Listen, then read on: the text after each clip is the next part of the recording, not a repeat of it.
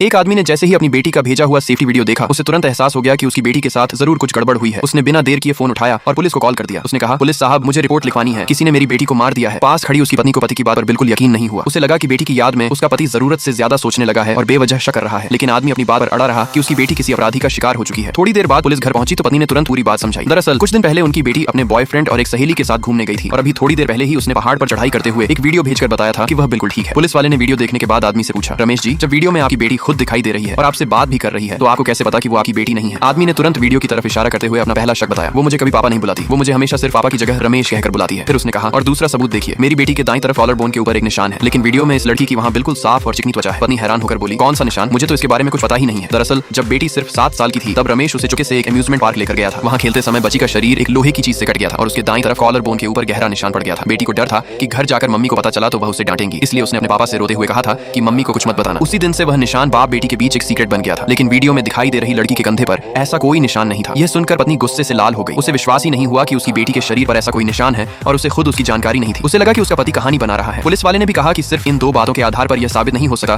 कि लड़की के साथ कोई हादसा हुआ है। जब पुलिस वहां से जाने लगी तो रमेश घबराकर उनके सामने आ गया और हाथ जोड़कर बोला, बस एक बार मुझ पर भरोसा कर लीजिए, पुलिस टीम भेजकर इलाके में तलाश करवाइए, आपको मेरी बेटी की लाश जरूर मिलेगी। पत्नी को लगा कि उसका पति सच में अपना होश खो चुका है। उसकी बात को पूरी तरह गलत साबित करने के लिए पत्नी ने उसी वक्त बेटी को वीडियो कॉल कर दिया। कॉल उठते ही लड़की खुशी खुशी अपनी मम्मी को ट्रिप की बातें बताने लगी और फिर हैरान होकर पूछने लगी, मम्मी क्या हुआ, आप इतनी परेशान क्यों लग रही हो? पत्नी ने उससे कुछ नहीं छिपाया और अभी घर में जो कुछ हुआ था सब बता दिया। ये सुनते ही लड़की की आंखों में आंसू आ गए और वह रोते हुए बोली, पापा आखिर मेरे मरने की बात क्यों कर रहे हैं? उन्होंने ऐसा क्यों कहा कि मैं मर चुकी हूँ? पत्नी ने उसे समझाते हुए कहा, बेटा रो मत, तुम्हारे पापा का दिमाग खराब हो गया है, उनकी बातों पर ध्यान मत दो, मम्मी तुम्हारे साथ है और मुझे तुम पर पूरा भरोसा है। पुलिस वाले ने भी रमेश से कहा, अब वीडियो कॉल पर आपकी बेटी सामने है, वह आपसे और अपनी माँ से बिल्कुल सामान्य तरीके से बात कर रही है। अगर आपके पास इसके अलावा कोई ठोस सबूत नहीं है तो हम इसे हत्या का मामला मानकर जांच शुरू नहीं कर सकते। लाइक सब्सक्राइब कर देना, भगवान आपको बहुत खुशी देगा।